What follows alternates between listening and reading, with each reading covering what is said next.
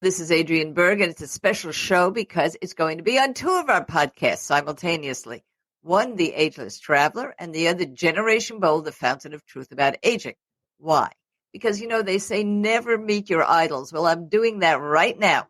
We have with us none other than Ashton Applewhite. Of course, you know her book, This Chair Rocks. She is one of the most important advocates with regard to ageism. She discusses it internally, externally, and she makes a real difference in this world. And, if she were in the UK or Japan, they'd call her a national treasure. Here, well, she's got something better. She was a clue on Jeopardy. That's how important this woman is to our culture, but I think also to our future. So thank you so much, Ashton, for being with me today. Thank you, Adrienne. It's lovely to be here. Well, let's hop into something that I struggle with every day of my life. And that is what to call us. When you talk about ageism, we're really talking about the older adult, the mature, an old person, the elder. What do you suggest? Because words matter. Well, you are already way ahead of the game by referring to us older women as us, not them. It is staggering to me how many people, even professionals in what I refer to as ageland, with clearly more road behind them than ahead, are still talking about older people as them. And that's sort of where the trouble starts. That's where ageism sinks its hooks into us, is this denial, this, sort of resistance to the idea that you woke up a day older and you might even be old.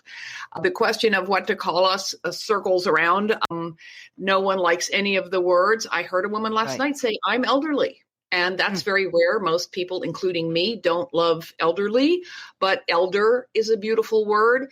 No one likes senior, including me, but for a whole host of reasons. So whatever you want to call yourself is fine. This is the universal human process. So find your way. I will say that I do think I solved the problem in my book when I got literally tired of typing older people, or older adults just seems clunky and clinical, older Americans, older Brazilians, whatever. And I shortened it to olders and youngers as nouns. And all my friends now use it, there were a bunch of olders in the room. I like the ER, the older, because it's not as harsh as old. And it emphasizes this really important thing. We age in relation to others. There's always people older than you in the room, younger than you in the room. A 4-year-old will assure you that she is older than her 2-year-old sister. And the other thing I like about it is that it's value neutral. Elder is a beautiful word. It's used in indigenous cultures, in some African American communities. More power to them. A lot of progressive people in ageland use it. It's not part of my heritage. And I don't think that older people have more value than younger people. It's why I don't love senior, because it implies that younger people are junior. So if you just say older and younger, or, I say I'm older. Sometimes I say I'm old. I'm going to be 72 this month. Definitely not young. So that's what I have to offer. Well, I think it's a lot to offer, and I'm going to go even a little bit deeper than that. I feel our culture might benefit from being less age essential. I've been doing a little bit of research about the 19th century when people did not have literacy. And because of Industrial Revolution, they started to go and learn how to read. And these were older adults with kids. And nobody asked them what their age was. They only asked them, can you read or can't you read? Oh, yeah. I can't read. Good. Sit down next to a 6-year-old. Recently, there were elections in Bhutan, and they would ask the folks who were registering to vote, what's your age? They didn't know. And we're talking about a couple of years ago. So age essentialism is not necessary. Now, you're convening, you call it a convening, I love that, in Montreal, to discuss what the world would be like in the future if we really were an ageist. Do we need to be age essential? I mean, we get certain benefits at a certain age. Do we need to know our age? Let's really be futuristic about this. How important is age? It's everything in this arena is complicated, of course, because age connects to every aspect of being human. What I want is a world in which we name our age. It's out there, along with whether we're allergic to shellfish or live in Taiwan. It is, or a vegetarian. It is a key identifier. However, The flip side of that, as I like your phrase, age essentialism, because we give age way more credit than it deserves. What people have in common is far more shaped by class, by gender, by where they grew up than it is by how old they happen to be. And the older we are, the more true that is, the less our age reveals about us. So I want a world in which I can say I'm 72 and no one thinks, oh, geez, she sounds older or she looks, younger or whatever. And where that, just as I said, I don't want to have more value because I'm older. I don't want to have less value because I'm younger, or vice versa. So I think we need to acknowledge that age is not just a number that we can wish away or that we should want to wish away, but it's just one variable about us amid a slew of others that reveal more about us and are more useful depending on the context. Now, one of the big issues in ageism is young people cannot see themselves as old, and they also are afraid. And you talk about becoming an elder or an older in training. Explain that to us. That's a phrase, an old person in training, that I heard from a geriatrician named Joanne Lynn very early on this path. And I've been at it now for almost 20 years, which seems amazing.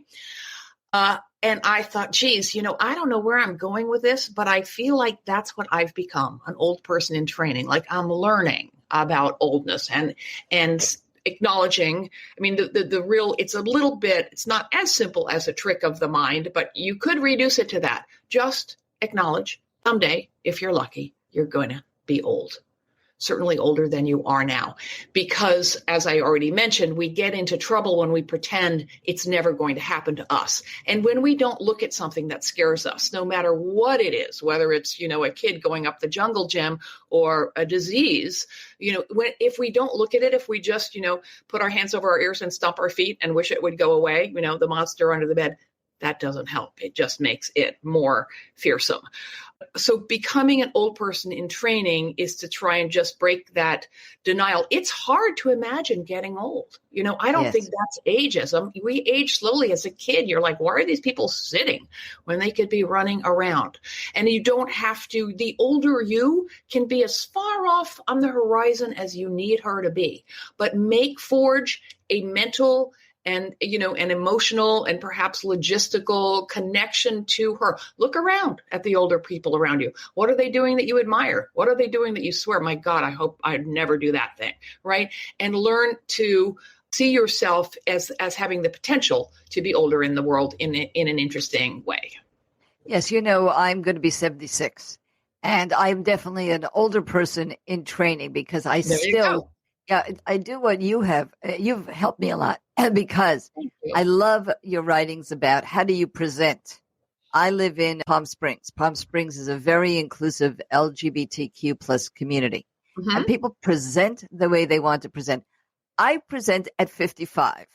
Now, I have to tell you that I'm guilty about that because I think that's internal ageism. The fact that I can do, hiking, high altitude hiking is a point of pride to me at 76. But I think at 36, I wouldn't have thought it was so prideful. I would have expected that of myself. So there's even certain prideful things you have to watch out for because today a lot of boomers do feel very young. And I wonder even if that is part of ageism. It's fantastic that you can do high altitude hiking, and you have every reason to be proud of that. But I suggest a different way of framing it. Instead of saying you present as 56, because lots of 56-year-olds can't do that. Say you present as a really active hiker, right? We need to untether it from age because it's never about age. It's about ability and interest. People say, I feel so young. What they mean is I feel active. I feel sexy. I feel with it. And we can feel all those things at any age, although it gets harder in a society that wants us to, shuffle off stage. And we can feel none of those things when we are young. Being young is hard. Remember? We tend to lose sight of that. I hated it. I have to tell you, I hated it. I know. I don't know anyone who wants to go back to their youth, to tell you the truth. Everyone says, oh, wait, yeah. Oh, no. So I think the important thing is, I think it's analogous to taking a compliment when someone says, you don't look 76. When we accept that as a compliment, we do so at the expense of everyone else who is not lucky enough to look as good as we do. So it's not, it works against any kind of female solidarity. I'm being gendered here, but it's certainly true for men too. And it also reinforces the false idea that there's some way that people at age X look or move. So we want to embrace it as connected to the activity rather than the age. Always, always, always. And it's so endemic, though. It's really a part of our current culture. So I always say, if somebody says, "Oh, you look good for your age," it's a terrible insult to my people, because what it's saying is you should look crappy. And look at you. Now, in fact, you would never say to somebody, you really look good for somebody from Brooklyn. Because what you're saying is everybody from Brooklyn doesn't look good, or an anomaly. So I don't like this. Now, I want to go back to your convening.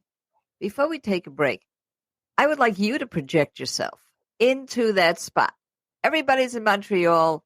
They are all excited. What do you think is going to happen at that convening, and how are you going to use it to make a difference? And how do we go? How do we attend? Well, I will give you a link to tell people about it. It is organized by the three creators of a website called Old School, which we can talk about in the next segment. And it is 3 days in August in Montreal, August 17th starting. It's called Summer School, and it is a conference that is organized by the people who show up. Using a well-tested strategy, we will come together, we will discuss, each of us, what this topic means to us, what we bring to the discussion, what we hope to get out of it, and over the course of the 2.5 days, we will chart the outcomes we hope to arrive at and how we get there. Well, this is wonderful, and we do have show notes, so everybody will have the link to that, and it will be an incredible life changer, I think, but also a cultural changer. Yeah. And when we come back, we're going to be talking about Old School Anti-Ageism Clearinghouse, and of course, we're going to be talking about whether anything has really changed in the 20 years that Ashton Applewhite, our wonderful guest, has been toiling in this field. Don't you guys go anywhere.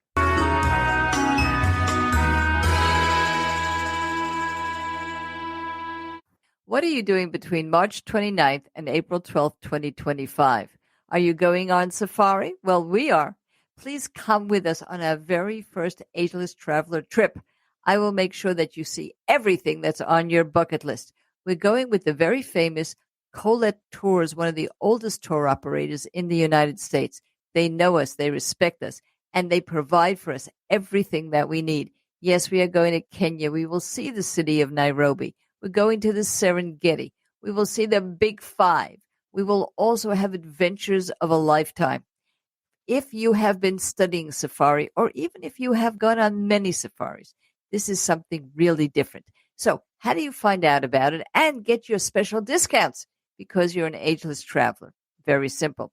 Go to agelesstraveler.com. That's our website, agelesstraveler.com. Take a look at featured trips. Get the details by clicking right there. You can do everything from inquire, get your question answered, to book right away so that you're going with us. It is a terrific, terrific tour. And by the way, you can also go to the Masai Mara on an optional pre-trip tour. There's a lot more to it than that, because there's yet more opportunity if you have longed to trek with the gorillas in Uganda.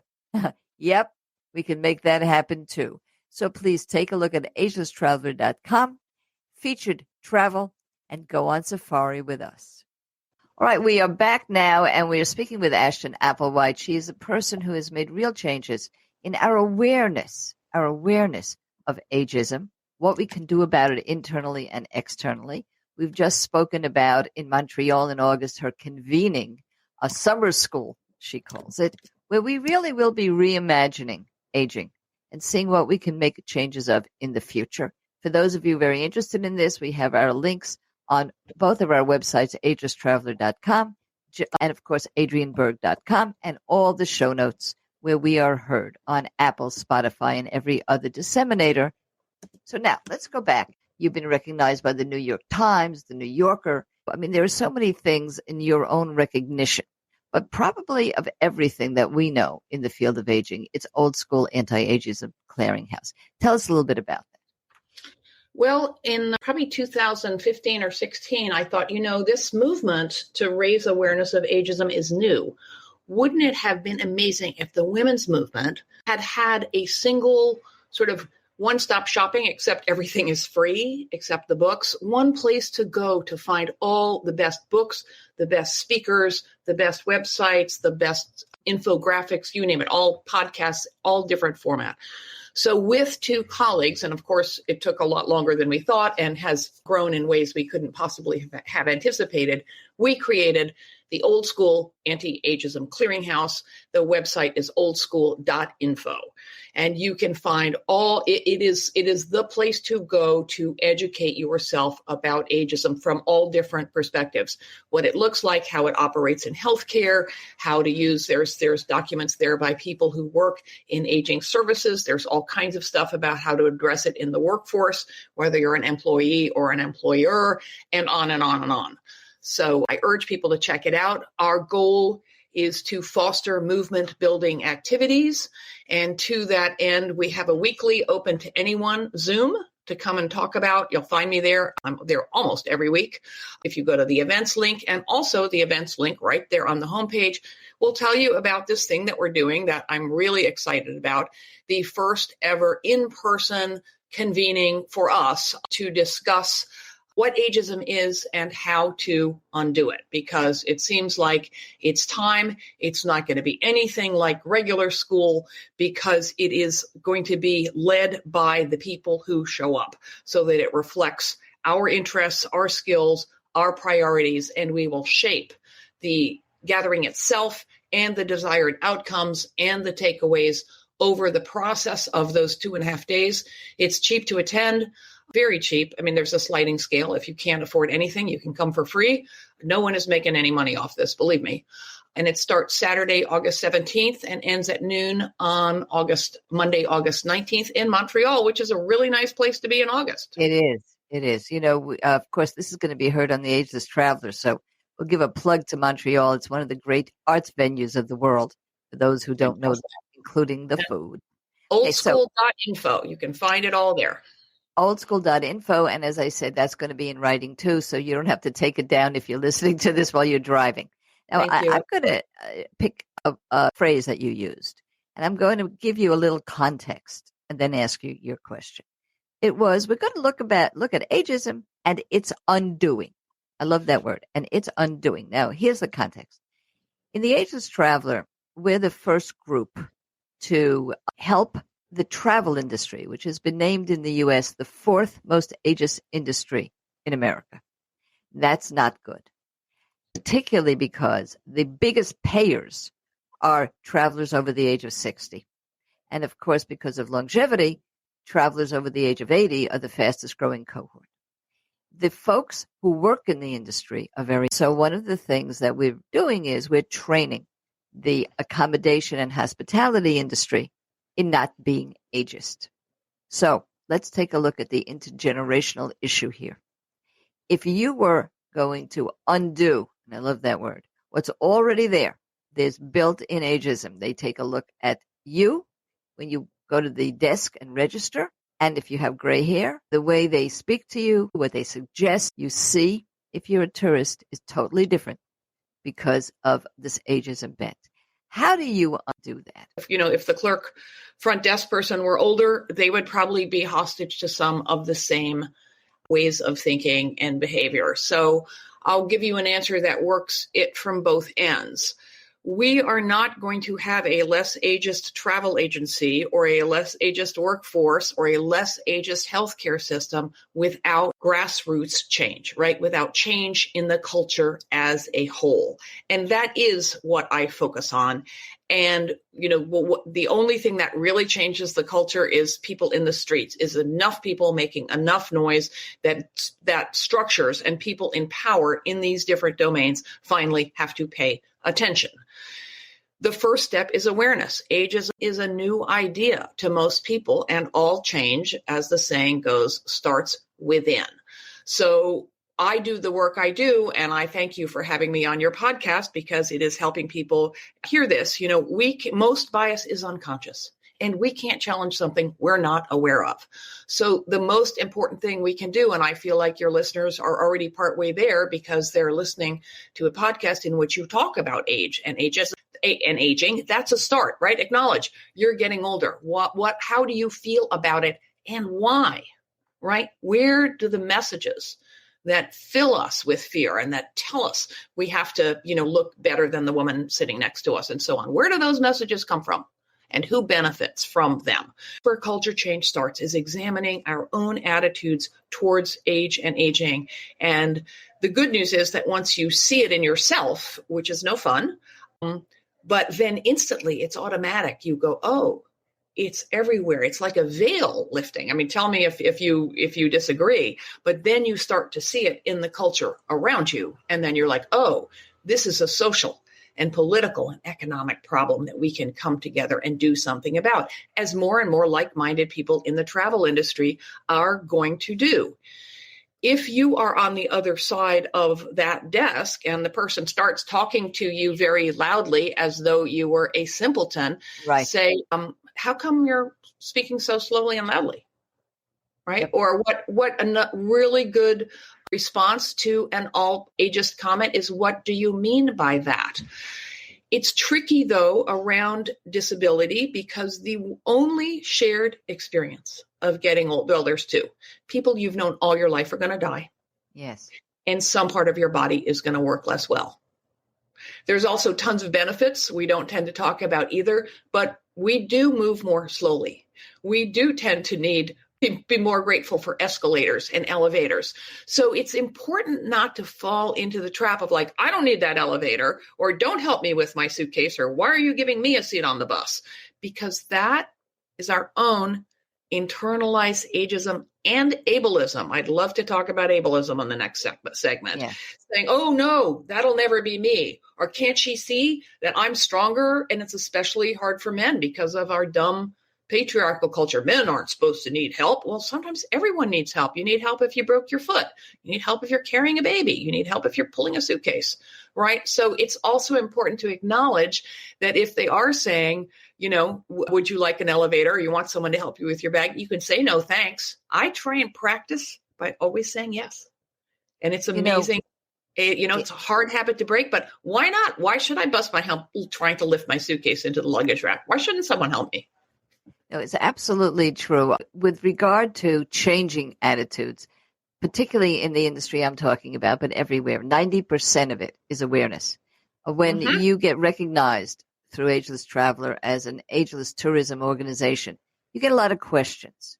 And even if your answers are not good, are negative, you're already becoming less ageist, just 100%. Because of the awareness factor. Yes. And I would say that for me personally, my number one reason that I'm aging well is that I constantly acknowledge my aging. I really do I use poles. Other people are running up that mountain. I'm using poles. They're coming down. I got what I call the famous butt move. If I have to sit down on a rock backwards, yep. Me too. I'm not breaking anything. That's it. No breaking. Yeah, my partner and I were lucky enough to go hiking in New Zealand. I guess it's a year and a half ago already. How did that happen? And parts of it was interesting. A lot of we did two different group things because we don't own camping stuff. We're not even campers or serious hikers. But one group was people were from age 30 to 70. We were the 70s. And the other group, almost everyone was right around my age, which was 70 at the time. And when it was really steep and I was tired, I sat down. Yep. Absolutely. No pride. And people couldn't care less. No one's paying any attention to that stuff but you. And it releases them to do the same if they want to. No so that's kidding. also very important. Now, I want to go again to something you said before we take our break. You said, well, who's benefiting from this ageism? You love the word que bono. Who benefits? When I was a practicing lawyer, every time I would look at a case, my first question in my own mind was, que bono, who's benefiting from this? Good. Very important question. So, of course, we know that among those benefiting is the cosmetic industry. And I will throw this as a personal question to you. What do you think? Botox, gray hair, no gray hair. I mean, people are in conflict about this, but they're spending billions. I'm not even going to give you my judgment on this. I really want to hear your judgment on it. Yeah. I mean, I have learned to suspend judgment entirely and honestly. Getting older is complicated, and aging as a woman, because aging is gendered and women are punished far more socially, professionally, all the ways for, God forbid, looking our age. And, we each need to navigate this stuff in our own way and in our own time. And I try not to even talk about it, because even if we're talking about not talking about it, we are still focusing on how women look. And guess what? There are lots more important things about us than what we look like. So truly, no judgment if you have plastic surgery, Botox, dye your hair to cover the gray or whatever. But I do have a sort of abstract opinion or overarching opinion that these behaviors ultimately are not good for us, because they are rooted in shame about something that shouldn't be shameful, right? Waking up a day older should not be a source of shame. Our wrinkles are the map of our lives on our faces. When we bridle at these things, when we lie about our age or fudge about it, when we leave early accomplishments off our resume and so on, we give a pass to the discrimination that makes those behaviors useful. So overall, it's not a good thing, but I say absolutely nothing to anyone who does any of those things. You do whatever you need to do to make your way in the world and feel as powerful and as good as you can. Yes, and I think that is a wonderful liberation, what you just said. On a very quick note, I don't do anything that's painful or expensive, but I do dye my hair, get my eyebrows done, just had them tinted. But I do it from a point of pride, because on a personal level, I look better now than I did when I was younger. I was very, very body shamed. Everybody knows that I went through terrible experiences of body shaming as a child, and all through actually my 30s and 40s. And I simply look better at 75 than I did at 35 through a lot of hard work, but not for beauty, for longevity and health, that then had the byproduct of looking better. Right. So, I mean, I don't do some. I don't have cosmetic processes, but I wear makeup. Yep. So where do we draw the line? Oh, that's sure, it's modifying my experience. So we do what works for us. Yeah, but I think your distinction is so important for people to really hear. And that is, are you doing it from shame, or are you doing it from pride? And if you're doing it for a different reason, like it's part of our culture here, Palm Springs is a resort bubble. Everybody looks fabulous because they're living in LA, and they were all stars, and they come here to retire. So they look good in the first place. They look great now. So it's just part of our culture. If I was living in a different culture, I probably wouldn't do it. I'm bi-coastal. I look different in New York than I do in LA, let's say, or Palm Springs. So that's also good. But if you understand why you're doing it, and if you understand that it's not coming from cover-up, shame, or pressure, it makes a big difference. And also, it can change. You can change your mind. I learned a big lesson I wrote on Facebook at one point, I thought, wouldn't it be fantastic to have the year of letting our hair go gray? And if we women did it in concert, in solidarity, and we all did it together, then we could take, strength in each other.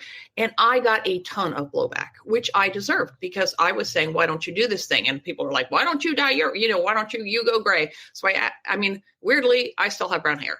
I actually bleached my head completely white to see what that was like. I learned it's like, I'm not in a position to tell anyone what they should or shouldn't do with their appearance. And then, of course, along came the pandemic. And a lot of women did go gray because they didn't have, they couldn't go to the hair people. So, and there is more gray hair because of it, but lots of people kept dyeing it and keep on dyeing it, and more power to them. I don't care. Yeah, I'm going to leave you before this little break, and we're going to talk about ableism, which you had mentioned when we come back. Mm-hmm. But I have a life experiment, which unintended. I travel a lot, and I travel for about 3 months at a time. And because of that, I let my hair go gray during those 3 months. When I come back home, I dye it. And I'm going to tell you that people treat me differently. Oh, boy. Oh, yes. I'm not surprised, but I'm sorry to hear it. Yep, it's an experiment in ageism that unintended. But Is any I of will, it an yeah, improvement? no, there are always, as you said, the slow talk, or I'll go to a hotel and they'll say, here's the elevator or here's the ramp. That's very important to have. But we can make this seamless. We can make it not embarrassing. We can make it not othering in the tourism industry, but it is othering. The way it's done right now, it's very much othering. When I come with my, postmenopausal Barbie doll blonde hair, I call it, I'm treated differently. They don't tell me where the elevator is. They expect me to know where the elevator is if I want to find it. With my gray hair, same person, gray hair. Oh, here's the elevator. Perhaps you'd like a ramp. Do you need help? They're being nice. They don't get it. So part of what you're doing is helping us get it. And we come back, we're going to be talking about this word ableism so that you understand what's going on here. And I'm so happy that you brought that up. This is Ashton Applewhite, and she knows it all. And we're going to find out even more. Don't you guys go anywhere.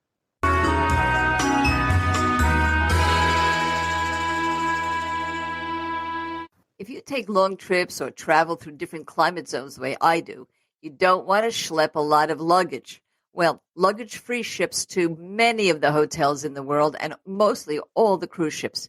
I've been recommending luggage-free for years to my friends and family, and I always hear the best rave reviews. So you visit agelesstraveler.com products and services to access luggage-free, get all the information, and stop schlepping.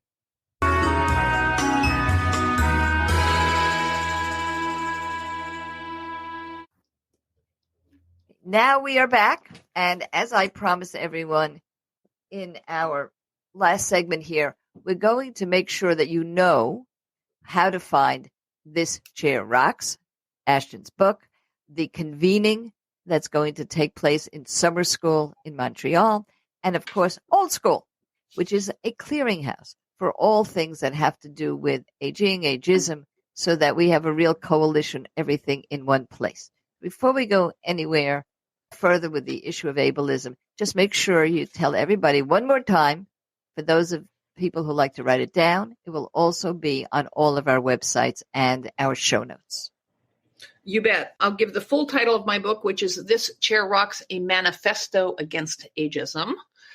You can find it anywhere. And on my main website, which is thischairrocks.com, which links to my blog right there. It says blog, thischairrocks.com/blog, where I have been thinking out loud about all of this for almost 20 years. It's searchable by topic.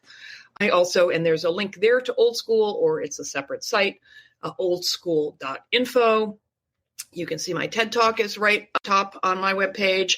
I also have a question and answer blog called Yo, Is This Ageist?, which you can get to at Yo, Is This Ageist, or you can get to all these things through my website. And I am super easy to find on social media because I'm the only person with my weird name at This Chair Rocks, and under my real name, Ashton Applewhite, on LinkedIn.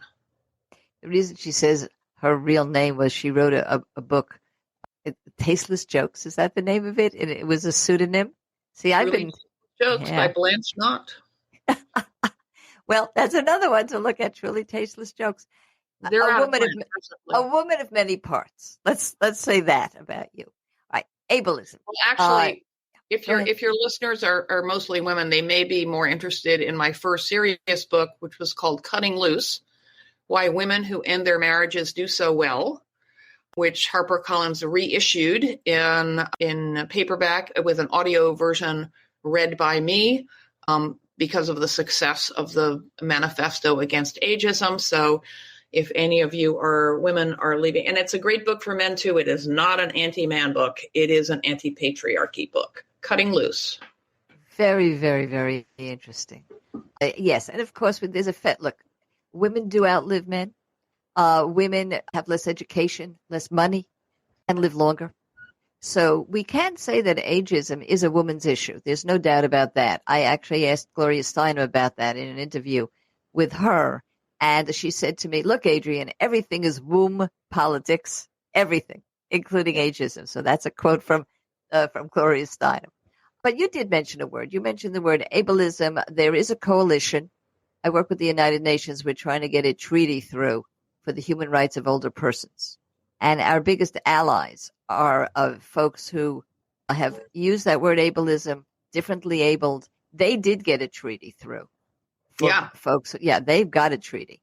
We don't yet, but we're working hard. We've come to it's in the General Assembly right now after a whole week of negotiation and 14 years of advocacy. We may have a treaty on the human rights of older persons.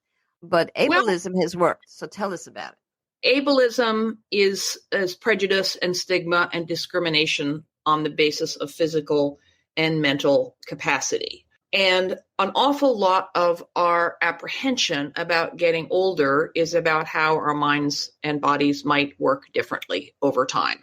And that is not actually about age, because there are centenarians who are, as sharp as Einstein, and there are people who are born with intellectual disabilities.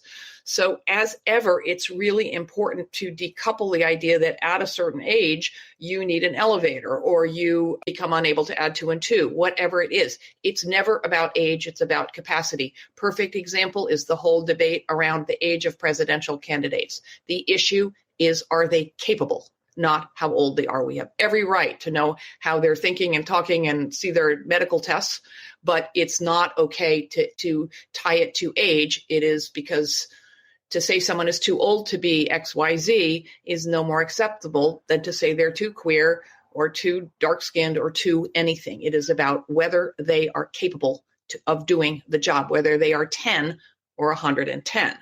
So an awful lot of what we think of as ageism is actually ableism. And those things are different, very different. It's very different to age into some kind of impairment versus being born with it. And our experience of each of these things is different also. My friend Peter says, I'm not blind the way anyone else is blind. I'm not 71 the way anyone else is 71, but there are connections. And when we pretend that they don't exist, oh, that elevator, I'm never going to need that. Oh, those walkers, keep them out of the dining room because I don't want to be reminded that I might need one someday. Those behaviors are not good for us because they divide us and they add to the stigma and they just push the scary thing further down the road instead of us actually looking at them and seeing, part of being an old person in training, is looking like, oh, gee, what would it be like? I don't want to have to use a walker. I hope it doesn't happen anytime soon, but I might. So why don't I just, instead of looking away, look at it and learn.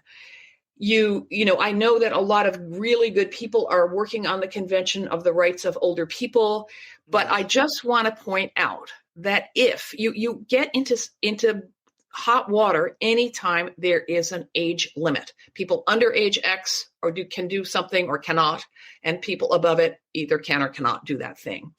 If the Convention of People with Disabilities was enforced, which it isn't because it's complicated and expensive, and the UN is unbelievably great, but not as powerful as, in my opinion, it could or should be. If we actually supported people who needed help with some kind of impairment, cognitive or physical, from birth on, we wouldn't need a convention on the rights of older people, right? If all the other legal protections and support for disability were in place. If a tree falls on you when you are 21, you're going to need a wheelchair. If you get older and your legs don't work well, you're going to need a wheelchair. The principle universal design, the principle behind that is that a world that has accessibility built into it is better for everybody, whether you're carrying a package or pushing a stroller or a gurney or a wheelchair. And of course, there's a fantastic phrase called the curb cut effect that the U.S., when it put through the Americans with Disabilities Act, mandated. All of a sudden, you needed these curb cuts, those little ramps on all the curbs everywhere. Well, yeah, they were great for the people with wheelchairs who had pressed for the legislation, but they were also really good for people pulling suitcases and pushing gurneys and so on and so on. So that's point number one. They lose their stigma, right? They're useful for everybody. And when you see them, everybody, nobody says, oh, that's for crippled people and I don't want to go anywhere near it. They go, oh, cool, a ramp. And that's what we need to do around disability. If we really provided those accommodations, same in the workplace. Older people want flexibility, want flex time, want some accommodation. I want an elevator. Guess what? So do young people, right? It's not about age. It's about what makes flex time and accessibility make the workplace better for anyone who has responsibilities for anyone but themselves, anyone trying to make a living in a heartless gig economy, and so on and so on. It's good for everyone. So a couple of points here. On that one, absolutely. Singapore is considered one of the least ageist, and they have, as we do in many places, posts on lights when you cross the street where you can press a button and the light stays on longer so you can get across the street. Now, here and in the UK, the icon is a little old person bent over with a cane. There, it's a woman. It's still a woman with a baby carriage. But it's the same exact thing. The lights stay on longer so you can get across the street. Yep. That is the differences. Even those simple images are not ageist because it says this is good for everyone. I will say one thing about the treaty, though, that is a little bit different and why I'm an advocate of it.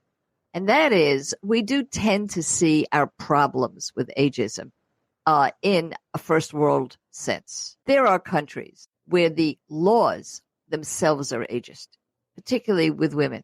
I am with you, Adrienne, 100%. For the folks that have a treaty differently abled, it did create that awareness that you're creating in the world of aging. That is an overriding benefit, I think. I hear you. Yeah, toward implementation. But I'm going to end with something that makes me very upset. And this time I'll give you the judgment. I am not a fan of the over 55 community, which is all over the place in what they call retirement havens, and now starting all over Europe. You have to be over the age of 55. But you may have a more egalitarian view of it, as you did with cosmetics and people doing their own thing. What do you think? Well, way back when, if you had asked me what was the most important component of a good old age, I would have said health. Wrong. My next guess would have been wealth. Wrong. The most important component is having a solid social network. Relationships are what give life meaning at any age, and we all need, we need more support with stuff as we get older. Just someone to bring your bags in from the trunk of your car, maybe. So I think that over 50 communities provide community in spades. And in that sense, they fulfill the most important need. I don't love them because I really, really, really don't want to be surrounded entirely by people my own age. And I go back and forth on whether this is ageist of me. But I will tell you also, I live in Brooklyn and, hop on the subway all the time. I can manage that, continue to manage that with no trouble. And I love looking around the sidewalk in front of my house and seeing it filled with people who do not look like me in any way. They're speaking other languages. They're wearing weirdo clothes. And I thrive on that diversity. That's just me. Other people want to be places. I think Margaritaville is the famous example, where I have this image of people listening to, the songs of their youth and hanging out with people there. And you know what? They're having a blast. So more power to them. I don't think I think it's a solution to one huge problem. It is not a solution to age segregation. In fact, you could argue that it fosters it, which is a massive problem and cuts us off from most of humanity. But I think, again, this stuff is complicated, and if you can afford it and it provides a place for you to age in community, especially if you feel like you can stay there right to the end, go for it. You've just heard somebody who is really thinking about this. And what I think we both ask you as listeners to do is just think about it. And I thank you so much for everybody listening through The Ageist Traveler, Lifelong Travel Made Easy, Never Stop Traveling. And those of you who are listening to this on Generation Bold, the fountain of truth about aging, you know what I'm going to say. Get out there, kids, and make it happen.